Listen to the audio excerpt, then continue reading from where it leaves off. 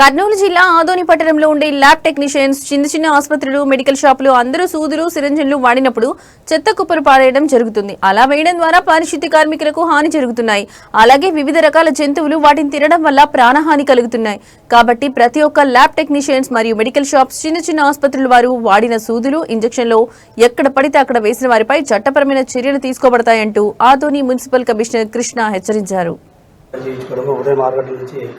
పర్యవేక్షణలో వార్డులలో పర్యవేక్షణ చేస్తూ ఎక్కడికప్పుడు ఉన్నటువంటి కార్మిక ఉన్న పాయింట్స్ ఏవైతే అవన్నీ కూడా మా వర్కర్లతో క్లీన్ చేయడం జరుగుతూ ఉంది.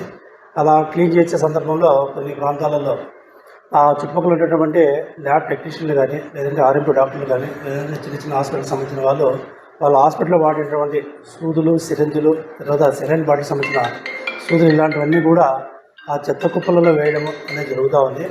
అయితే ప్రభుత్వ నిబంధనల ప్రకారము వాళ్ళు ఏదైతే నీడిల్స్ వాడుతున్నారో ఇంజక్షన్ నీడిల్స్ కానీ సూదులు కానీ లేదా ఆపరేషన్ కావాలంటే బ్లేడ్లు ఇలాంటివి వస్తువులు ఏవైనా అన్నీ కూడా సపరేట్గా ఒక డబ్బాలు పెట్టి లేదా దాన్ని అక్కడే బండ్ చేయడము కాల్చడము అన్నటువంటి చర్యలు చెప్పేసి నిబంధనలు ఉన్నాయి.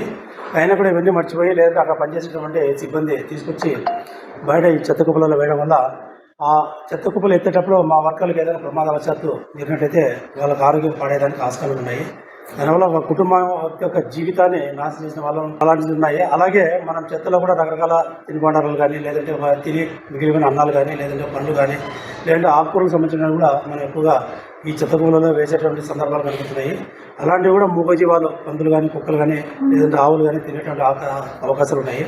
అలాంటి వాటికి కూర్చున్నప్పుడు కూడా వాటికి ప్రాణాపాయం జరిగే అవకాశాలు చాలా ఉన్నాయి. కాబట్టి దయచేసి ఎవరు కూడా మేము హాస్పిటల్ నుంచి కానీ లేదంటే ల్యాబ్ టెక్నీషియన్లు వాళ్ళు పంపేటువంటి ఇలా చెత్త కానీ దానిలో ఖచ్చితంగా ఈ నీడిల్స్ గట్రా వేరు చేసేసి కేవలము క్లాత్ బ్యాండేజ్ ఏదో అది సంబంధించిన మాత్రమే చెత్త కుప్పలలో వేరని మేము విజ్ఞప్తి చేస్తున్నాము.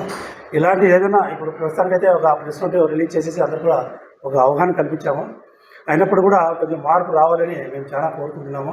ఎవరైనా పొరపాటున అలాంటి ఏసెట్లు కూడా మేము గుర్తించినట్లయితే అక్కడక్కడ సీసీ కెమెరాలు కూడా ఫుటేజ్లో కొంచెం పరిశీలన చేస్తున్నాము. ఎవరైనా ఈ హాస్పిటల్ నుంచి ఆ వర్కర్ ఎవరైతే చేస్తున్నారో వాళ్ళని కూడా త్వరలో ఐడెంటిఫై చేసిన తర్వాత వాళ్ళకి భారీగా పెనాల్టీలు వేయడము లేదంటే ప్రజా ఆరోగ్య చట్టం కింద పోలీస్ కేసు ఫైల్ కూడా చేస్తాము.